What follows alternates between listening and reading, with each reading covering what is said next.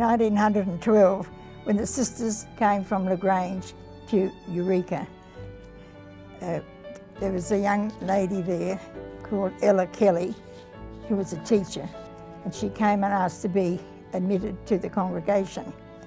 So she entered there, and later she went to the Sisters College of Catholic Education in Washington, D.C., so she could get further education and degrees.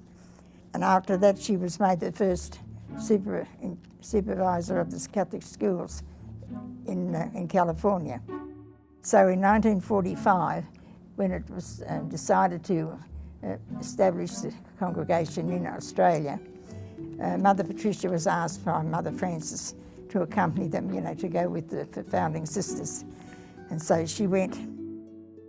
The sisters, when they first came to Australia, were not used to the ministry that they were coming into. They had to come in, take over a hostel, and the hostel was for country girls, young women who came to Sydney to further their education or for employment. Mother Patricia was the person who was just so important in that role, because she took it very seriously to take care of these girls and to protect them and be like another mother to them. After a couple of years, the sisters were asked to go to teach, to go into the parish school, take over the school. But we were all very young sisters and hadn't had any training whatsoever in teaching. So Mother Patricia was assigned to be our supervisor and to teach us so that we could go and teach the children. We used to teach in an old army hut.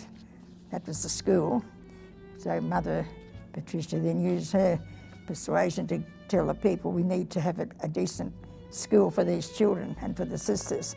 So in 6 months the school was built. And then just a short time after, we had a visit from the state school inspector, and Mother Patricia said, "Don't worry about it." We said, "We won't know what to do." And she said, "Don't you worry about it, I'll take care of him." And so she was just very ladylike, as she always was. Just took around and I forget the man's name, and she said, "Oh, you must hear the children sing. You must hear them recite their poems. They're just beautiful." And she just kept talking to him and ushering through all the classrooms. So he wouldn't have a look in the cupboards to see if we had any equipment or anything, which we didn't have. We had nothing to show. Another funny incident was that when the inspector was filling in the papers, the report, he said to Mother Patricia, "And where did the sisters do their training?" And she said, oh, Stella Maris Academy." "Oh, and where is that?" That's at Yowie Bay, which really was the garage at the novitiate. That's where we used to use as a study hall, but she's calling it Stella Maris Academy.